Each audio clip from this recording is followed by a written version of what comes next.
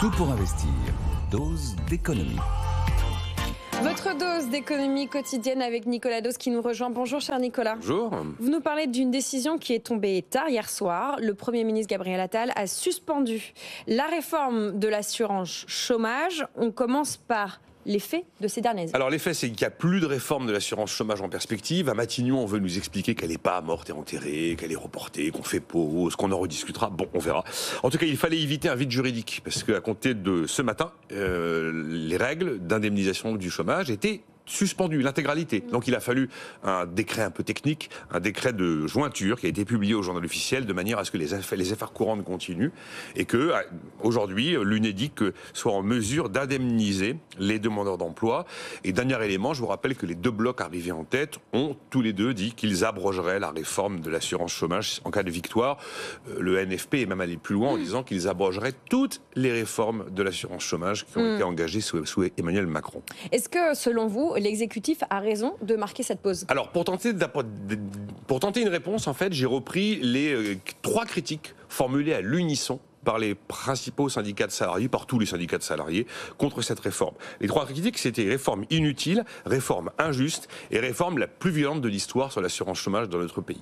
Première critique, est-ce qu'elle est inutile? Alors là, moi je réponds, non, elle n'est pas inutile. Tous les pays qui ont réformé l'assurance chômage ont tous utilisé les mêmes paramètres pour réformer l'assurance chômage et donc on a des retours d'expérience. On a des études empiriques sur ce que produisent telle ou telle décision sur tel ou tel paramètre. On observe que lorsque l'on réduit la durée d'indemnisation, ça accélère le retour vers l'emploi. On l'avait déjà dit ici, l'individu est sensible à l'effet d'horizon. Et c'est toujours partout où ça a été observé, c'est dans les 3 mois qui précèdent l'arrêt des droits qu'il y a une vraie accélération pour retrouver un job. Et de la même manière, quand on durcit les conditions d'éligibilité à l'indemnisation, ça a un effet sur les comportement. Et ça aussi, ça a été observé. Souvenez-vous, avant, il fallait avoir travaillé 4 mois et on est passé à 6 mois. Bien, on a vu les comportements à la fois des employeurs et à la fois des salariés se sont adaptés et on a vu des contrats qui auraient été des contrats de 4 mois qui devenaient du coup des contrats de 6 mois. Donc ça a un effet sur les comportements. Donc non, ça n'est pas inutile. Et non, ça n'est pas inutile non plus pour faire des économies budgétaires. Oui, l'assurance chômage, c'est vrai, est aujourd'hui excédentaire parce que le chômage a été en diminution. Mais il y a quand même encore 55 milliards, plus de 55 milliards de dettes. Donc il y a une dette structurelle dans l'assurance chômage.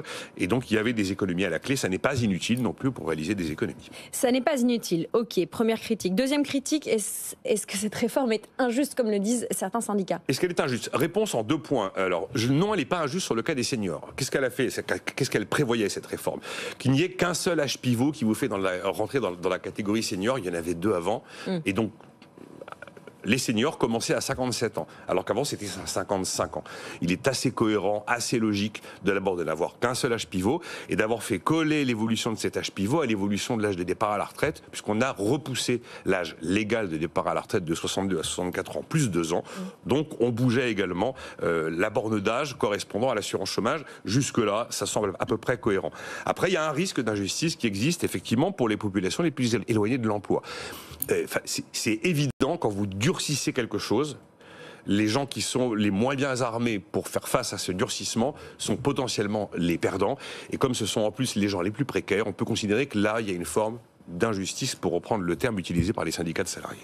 Troisième critique des syndicats de salariés, c'est la réforme, je cite, la plus violente qu'on ait jamais vue. Est-ce que c'est juste? C'est totalement vrai. On n'a jamais eu une réforme aussi violente, et puis en plus qui suivait une réforme qui était déjà sévère. Parce qu'on on s'apprêtait quand même à tomber à 15 mois d'indemnisation contre, au départ, 24 mois. Ouais. Mais après, quand vous prenez tous les critères qui composent le régime d'assurance chômage en France, eh bien, malgré ce durcissement violent, c'est vrai, on conservait, je dis bien conservait, des critères d'indemnisation parmi les plus généreux des pays de l'OCDE.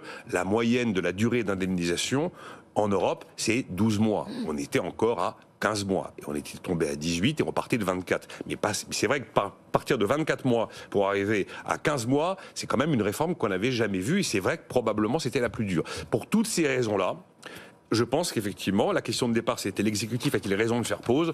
Pour des raisons purement économiques, j'en suis resté effectivement, comme toujours, dans mon corridor, mon couloir. Mais oui, effectivement, il fallait conserver cette réforme. Après, on comprend les raisons politiques qui ont pu pousser à y renoncer. Je pense que là, on y a renoncé. L'avenir nous le dira. Notre nageur de fond dans son couloir, Nicolas Dose, exit la réforme de l'assurance chômage. Dossier à suivre évidemment sur BFM Business. Et tous les jours dans Les Experts de Nicolas Dose, de 9h à 10h, à retrouver en podcast ou en replay, juste avant de regarder Tout pour investir. La chronique de Nicolas est également disponible sur YouTube, sur la chaîne de BFM Business. Si vous voulez participer à la discussion, est-ce que l'exécutif a raison de faire pause sur cette réforme de l'assurance chômage? Vous avez la parole.